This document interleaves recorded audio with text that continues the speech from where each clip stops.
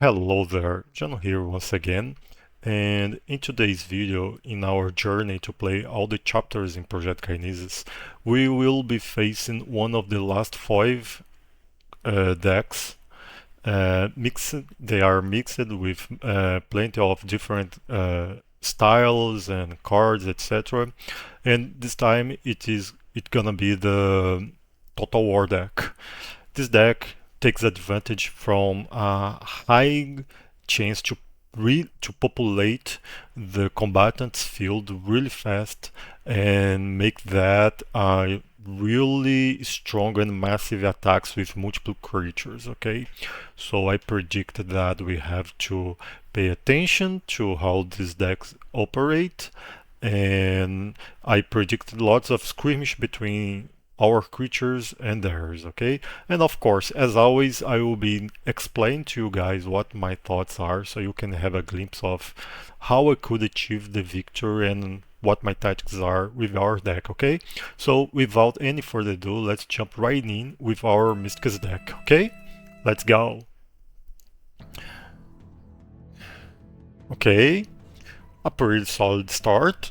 We don't have any combatant here, but Workshop Handle is such a huge card for mid-late game because if I have 4 Mystics or more, generate 4 Kinesis at start of combat is huge. It's one card making make the work of 4 lot flowers, okay? I did it wrongly here. I was too excited that I forgot to play our Lots Flower. So, but I think that will not be problem. Well, actually, it is. I could be playing Coast Thief right now, but let's not be closed mind into that. Okay. So okay, our opponent's domain is the orchard, where he has no limits of cards in hand. Remember that the limit of cards in hand is 6. Okay, so if you have 7 or more at the end of the combat, at the end of your turn, you will discard a random card. And he also has this Blood Blossom, which at the beginning of his turn he generates 1 Kinesis for each combatant he has. So right now he doesn't have any, so will not generate any Kinesis next turn. Okay. Okay. Let's. I like the idea to populate with enough mystics to start proccing Workshop Handle before making attacks into his domain or any eventual card here. Another Blood Blossom. Well, okay. Let's go with Armored Dragonfolk. Man, if he starts to play high amounts of combatants here, those blood blossoms will generate tons of Kinesis per turn. I have to be cautious here. Okay, so let's go with Fox Warrior. We are prepping our field the same as his. Now we have the Workshop Handle, and by the next turn we will gonna start our attacks, okay? Okay, so no Blood Blossom this time. I like the idea of attacking with Fox Warrior. 7 damage, amazing. And then playing our Mutation Expert. Okay, now there he goes. Now you're gonna see why Orchard is important into this deck, okay? Every basic archetype, in this case, is a mystic, but there is the same type of card for all the 7 archetypes, which is when it enters the game, you put all cards with the same name, in this case, Cell's Word, from his deck into his hand. So as you guys can see, he has 1, 2, 3, 4, 5, 6, 7, 8 cards in hand. Okay, so um, let's go and try to kill this one. Oh, a critical damage. Yes, but we handled to kill that one. Good.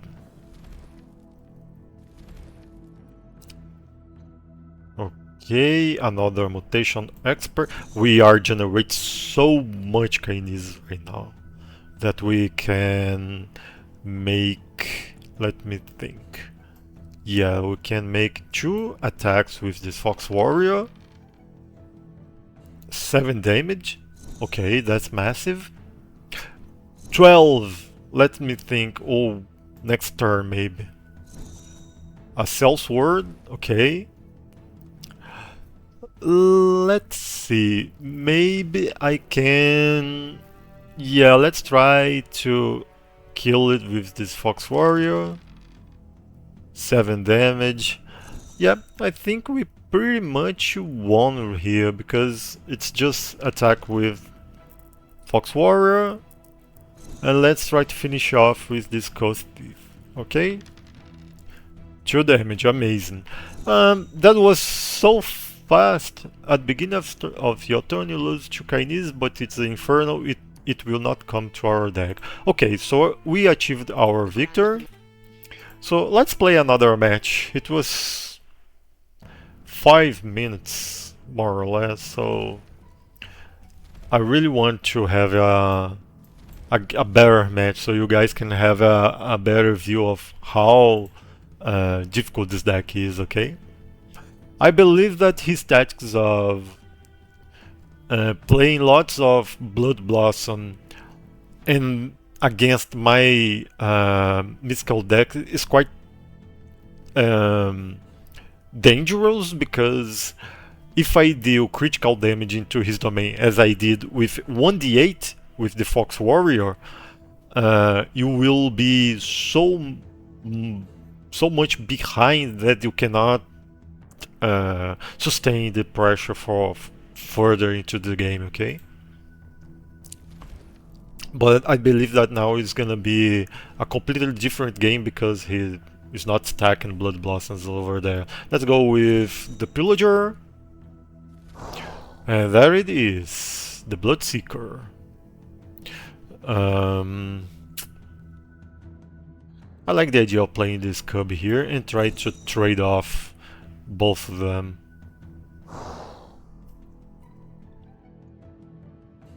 I will not attack right now because I do not have any Kinesis. A Mutation Expert, which is amazing.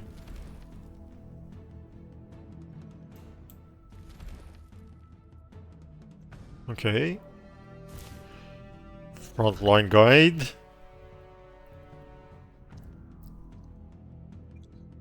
Let's go with Rampage Rimlike. And now I can start to think about attacking him. This blood losses generate 1, 2, 3, 4, 5, 6 Kinesis already. Let's try to make his life a little bit difficult. Okay. Last one annoying creature.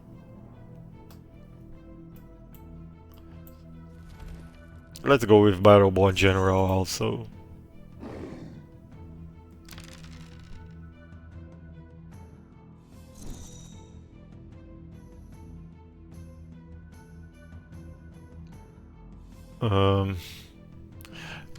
We do not have much to do here rather than try to kill some of his creatures.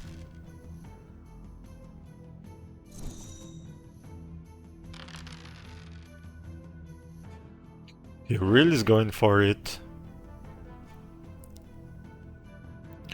I like the idea of attacking with this Rampage Rimlike because his ability of depleting the enemy domain life directly is really good.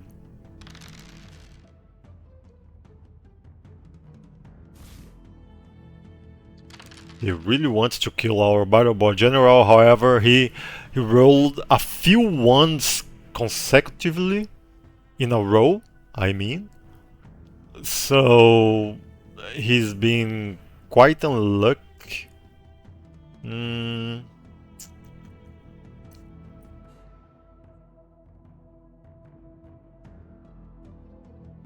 Yeah, let's try to kill that Cell Sword.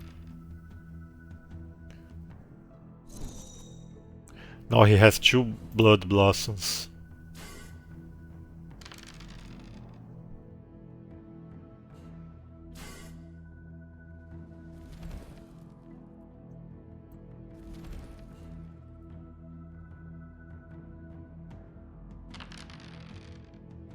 Oh, now it was my time to roll a 1, so let's play Fire Guard.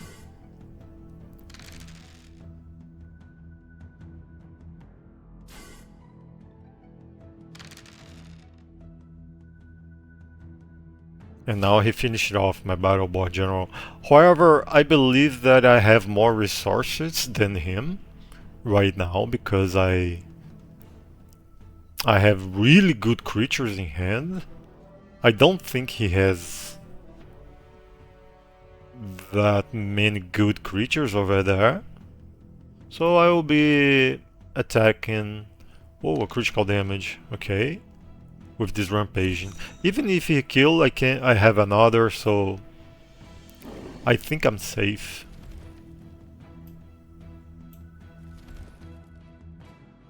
And actually, let's play it. Okay, there he goes, the plot trickster. This card is really annoying because it deals 2 d4s. It's a mystic. And if when he would die, there is a chance to he completely heals himself and kill his own servant in play, replace his death. Okay, it's a rare one with 18% of critical damage. It's quite a strong card.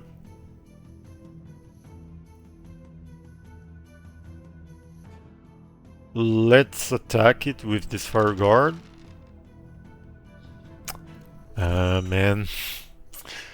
Now there's no turning back, I have to attack. Oh, and there it goes, the critical damage. He killed our Rampaging Ram-like. It did not proc it, so he died instead of one of his servants. Now I'm open to attacks, but I had to deal with that plot trickster. Okay, he went for more creatures. I think that I should do the same.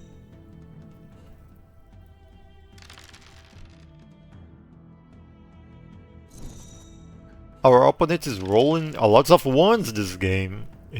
Our opponent is really unlucky. Another one! I think 4 ones in a row. Let's go for the 50th. No, not this time. Okay. So let's go with an Armored Dragonfolk. He has more life.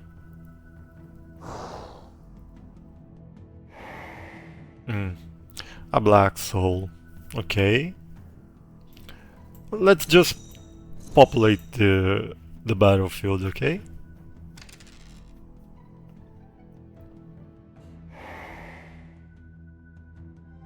Whoa, a Sharpshooter. This one is quite strong too. It deals 1d8 and costs 7 Kinesis to attack. When it attacks, it reduces its own attack cost by 1. So the first attack is 7, then 6, 5, 4, 3, etc. I think that the best thing I can do right now is having the more combatants I can, and I want and try not to trade off with his, okay? I don't have any more Kinesis. He's not doing much. I have to deal with this sharpshooter. So let's go with this Fox Warrior, a critical hit. Great.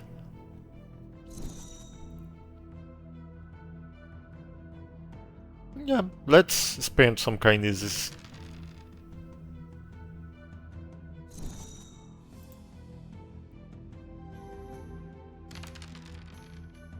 Another one.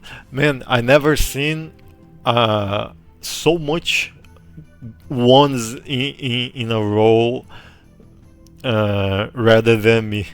So this opponent is really, really unlucky in this game.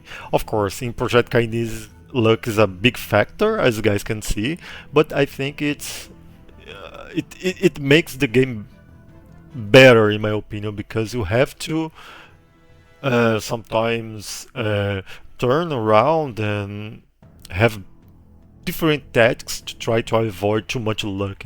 And sometimes you have to really rely on your own dice. Let's finish it off. And let's just pass the turn here.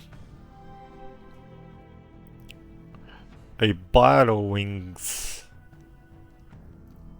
As I said, I like the idea of just playing more combatants and try to trade without losing another one, without losing our creatures, okay? Oh, there it is. Another one! Man, I have never seen this before. It's so unfortunate because I really want to this match be more more difficult because this deck is quite strong and I really want to show you guys. However, our opponent lost so much creatures. See, another one over there. There, I'm quite a bit uncomfortable with all those ones he been getting in his dice. Of course, it's a four-sided dice, so that could be a little bit expected, but I don't know. Let's attack with the Fair Guard because she has the highest critical chance, and one critical hit here would be huge against his domain life. Okay. And that it is, the Plot Trickster already dealing some critical damage. A Tusk Warden, let's go with this Armored Dragonfolk. Let's see if we can kill that one. Yeah, we killed, however, he sacrificed a servant instead of losing him. Now I just want to play this Coast Thief here. And another critical damage. Another critical damage. Whoa, that's... This Plot Trickster is doing all the work. I take what I said that he was so unlucky, because right now that the Plot Trickster is doing his job. And he had regenerated again. But this time I have the Tusk Warden. Let's make a big damage against this Plot Trickster. Okay, this time he lost Blood Blossom.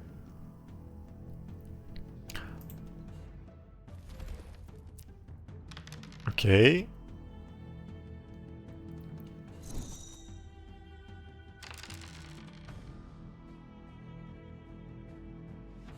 Man, that Plot Trickster killed almost all my creature. I will be playing this Tusk Warden and pass my turn. Another Plot Trickster. Now the game... Oh, but here it is, my secret weapon, right? The Blade Master of the Sewers. Let's see. Yeah, let's try to remove a little bit of... Oh, 6. And then there it is. I have 13, so I want to make 2 attacks with this Blade Master. And there it is, 16 damage directly into his domain. And the final piece of this battle was quite difficult against that insane plot trickster.